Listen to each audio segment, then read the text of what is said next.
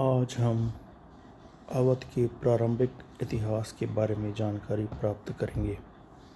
अवध उत्तर भारत का ऐतिहासिक क्षेत्र था, जिसमें वर्तमान उत्तर प्रदेश का उत्तर पूर्वी भाग शामिल था।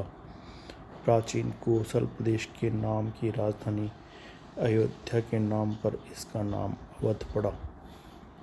16वीं सदी में यह मुगल साम्राज्य का हिस्सा बन गया और 1856 ईस्वी में इसे ब्रिटिश साम्राज्य में मिला लिया गया।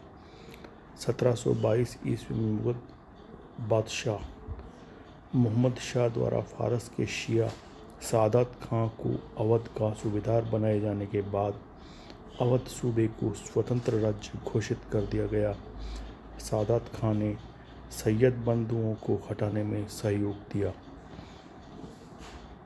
बादशाह ने सादात खां को नादिर शाह के साथ वार्ता के लिए नियुक्त किया ताकि वह एक बड़ी रकम के भुगतान के एवज में अपने देश लौट जाए और शहर को तबाह करने से रोका जा सके।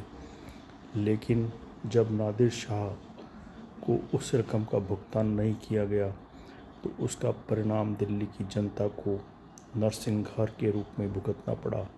सादात खां ने भी शर्म और अपमान के कारण आत्महत्या कर ली। सादात खां के बाद अवध का अगला नवाब सफदरजंग बना, जिसे मुगल साम्राज्य का वजीर भी नियुक्त किया गया था। उसका पुत्र शुजा-उद-दौला उसका उत्तराधिकारी बना।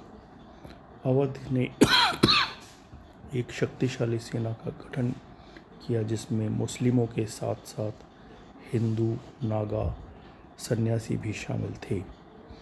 अवध के शासक का प्राधिकार दिल्ली के पूर्व में स्थित रुहेलखंड क्षेत्र तक था। उत्तर पश्चिमी सीमांत की पर्वत श्रृंखलाओं से बड़ी संख्या में अफगान, जिन्हें रोहिल्ला कहा जाता था, वहां आकर बस गए थे। अवध के नवाबों का विवरण निम्न प्रकार है।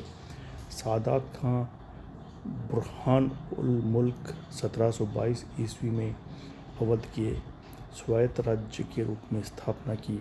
उसे मुगल बादशाह मुहम्मद शाह द्वारा गवर्नर नियुक्त किया गया था। उसने नादिर शाह के आक्रमण के समय साम्राज्य की गतिविधियों में महत्वपूर्ण भूमिका निभाई थी। अंततः इज्जत और सम्मान की खातिर उसने आत्महत्या कर ली। सफदरजंग अब्दुल मंसूर यह सादात खां का दामाद था, जिसने 1748 ईस्वी में अहमद शाह अब्दाली के विरुद्ध मानपुर के युद्ध में भाग लिया था। शुजा-उद-दौला सफदरजंग का पुत्र और अहमद शाह अब्दाली का सहयोगी था। उसने अंग्रेजों के सहयोग से रोहिल्लों को हराकर 1755 ईस्वी में रोहिलखंड को अपने साम्राज्य में मिला लिया था।